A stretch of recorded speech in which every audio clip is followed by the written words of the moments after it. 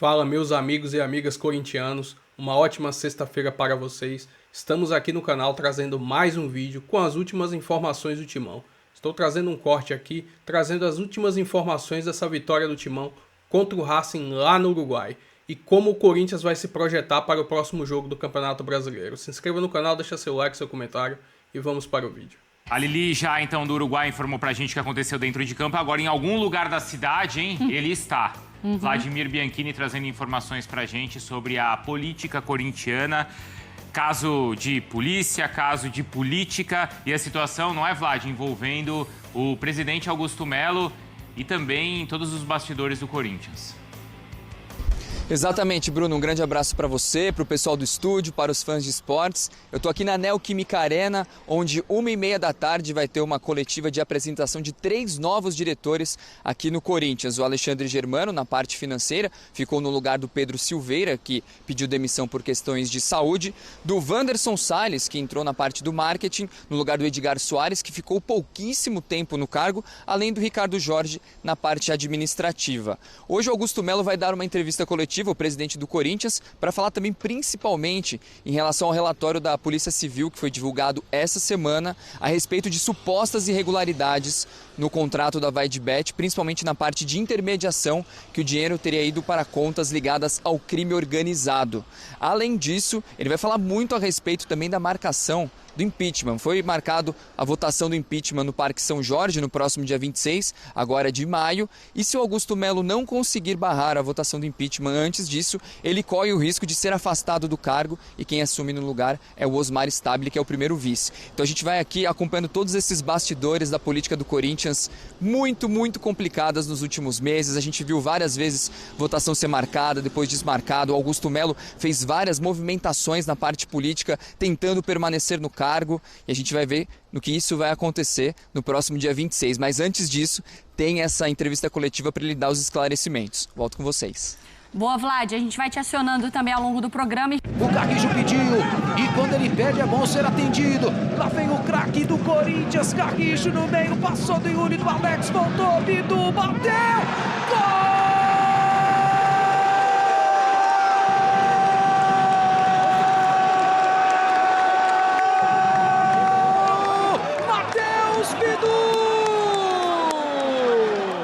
Sabíamos que ia ser um jogo extremamente difícil, infelizmente tem partida que não sai como esperado, mas o importante é a entrega de toda a equipe e o importante era a vitória, né? E graças a Deus a vitória veio, agora descansar, que temos outras batalhas e buscar a classificação. A gente não sabe que esse último jogo é vencer ou vencer para a gente poder classificar nessa próxima etapa da Sul-Americana e continuar trazendo muita alegria para os nossos torcedores. Ano passado a gente bateu na trave e dessa vez a gente vai tentar fazer o máximo para que a gente possa completar esse nosso desejo. Era um resultado fundamental, importantíssimo, essa preocupação é natural, acaba acelerando ainda mais um processo, isso é inconsciente, mesmo que você queira. A troca de passe ela aconteceu, de repente, em muitos momentos, de uma maneira um pouco morosa, faltava sim uma dinâmica um pouco maior. Eu acho que encontramos isso no segundo tempo, ainda não é o ideal, nós estamos aí num processo todo e buscando as melhores formações possíveis aí para cada jogo.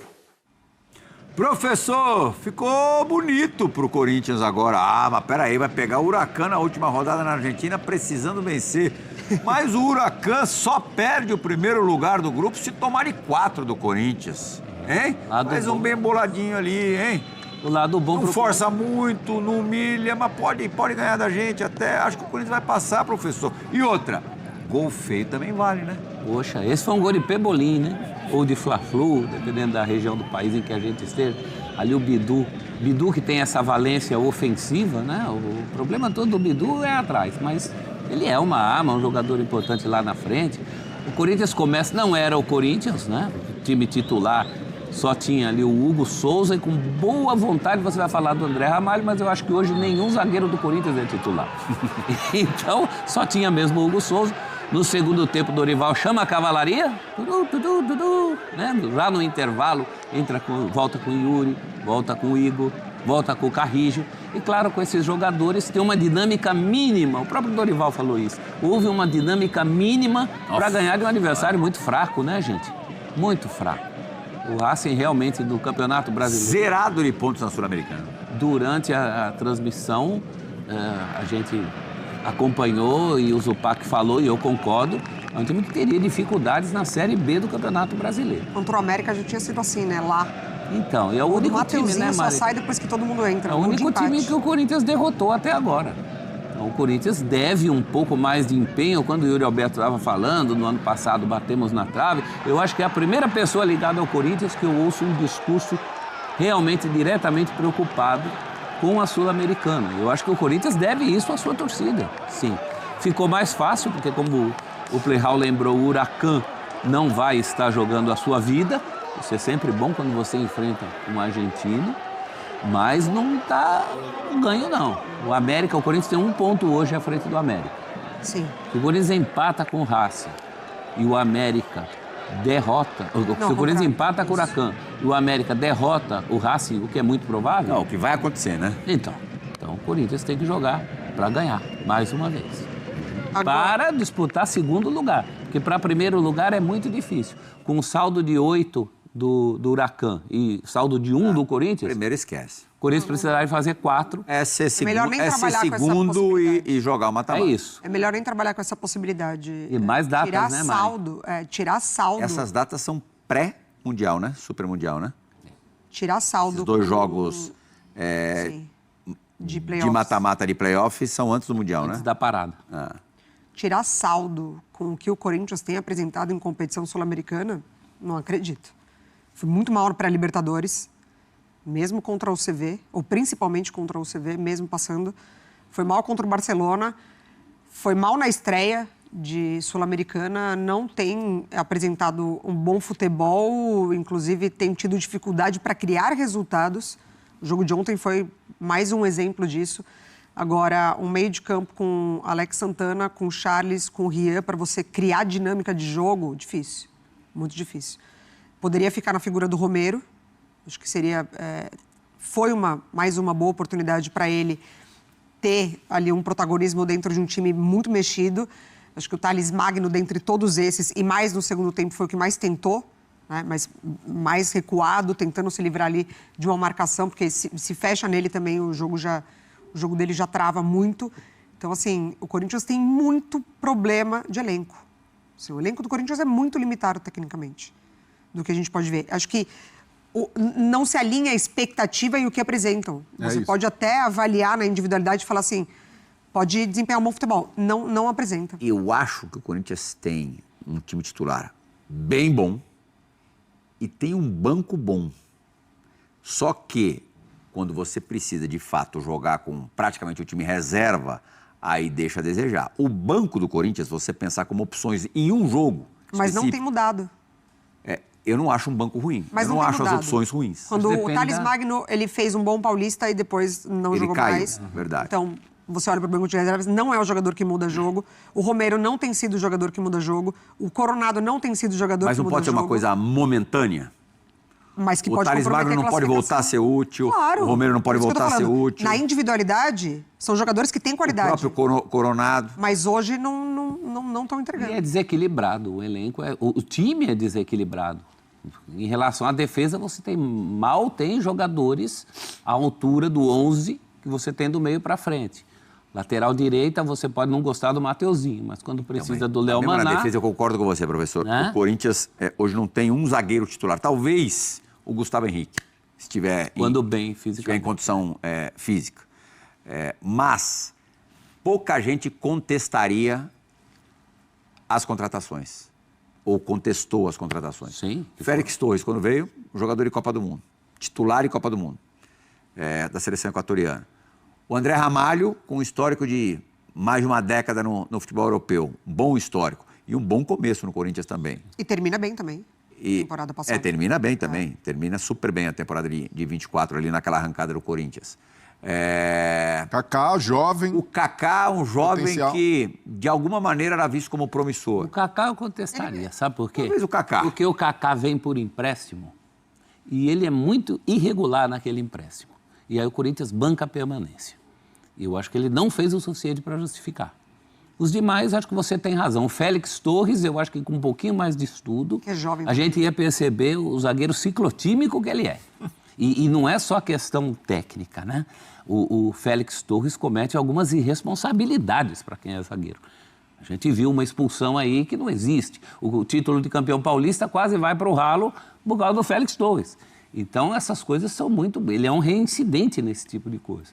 Agora, são todos zagueiros trazidos muito recentemente, isso que me assusta. E base, né? O Tchoca. O Tchoca quase vira Diney. Sim. Né? Guinei, desculpa. Guinei, para quem não sabe, para os mais jovens, responsável direto pela eliminação do Corinthians na Libertadores de 1991. Eliminação para o Boca Juniors. Ele foi muito mal na Bombonera. Falhou lá e falhou. E no Morumbi depois.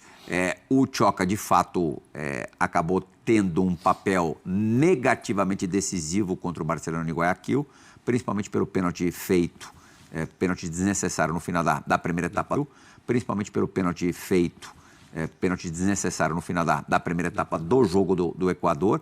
Mas até então, ele tinha errado em outras ocasiões, mas o erro mais gritante foi esse. Mas a primeira impressão do Tchoca foi boa. E ontem ele fez um jogo também bem correto. O João Pedro Tchoca é um bom jogador, é um jogador jovem, normal, que vai falhar, que vai oscilar. Então, o Corinthians teve mais paciência com o Félix Torres, que cometeu erros mais graves, do que com o Tchoca, que é um jogador da base, jogador que precisa de tranquilidade, precisa ser valorizado até para gerar receita no futuro para o Corinthians. Então, a família Dias, nesse ponto, tem muita responsabilidade, porque a gestão do erro do Tchoca foi muito mais mal feita, acabou expondo o jogador, mesmo que sem querer, para preservar. Bom, ele foi escanteado, parou de ser relacionado e foi, de certa forma, responsabilizado por um erro que é normal nessa idade, ainda mais em um compromisso de Libertadores. E a estabilidade defensiva do Corinthians vem desde os tempos do Cássio ainda, prof. O Cássio reclamava ali todo jogo, ele era bombardeado e a defesa ia mal. Então faz tempo que o Corinthians está nessa. E culpar um só é muito injusto. E é incrível a capacidade do Corinthians também de arranjar problema onde deveria ser solução. Porque é eliminado da Libertadores, pesada eliminação, mas beleza, agora é Sul-Americana, o Corinthians montou um elenco de Libertadores, por mais que, como a Mari falou, não renda o que se espere, o elenco do Corinthians pela folha salarial é para disputar Libertadores.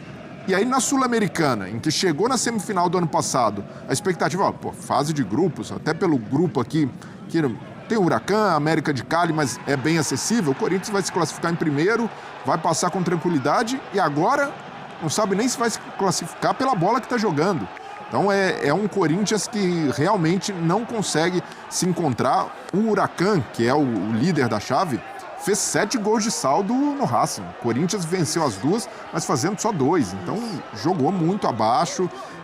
É uma decepção aqui em competições internacionais. Tem um título pesado contra o rival no Paulista, mas ainda assim, se a gente analisar pelas metas ambiciosas que o Corinthians tinha, e até por tudo também que o Augusto Melo prometeu depois de ter sido ameaçado e continua ameaçado por impeachment, o Corinthians fica muito abaixo de todas as expectativas e era, no mínimo, para ter se classificado ou já ter garantido a classificação em segundo lugar e não conseguiu. Falou do Augusto Melo, daqui a pouquinho a nossa Lili Nascimento, inclusive, vai participar do F360, prevendo o dia do Augusto Melo, que terá entrevista coletiva, anúncio de novos diretores, finanças e marketing, é isso, né, professor? Isso. E também falando sobre a sua situação política, ele que realmente está ameaçadíssimo de perder o cargo. Vamos agora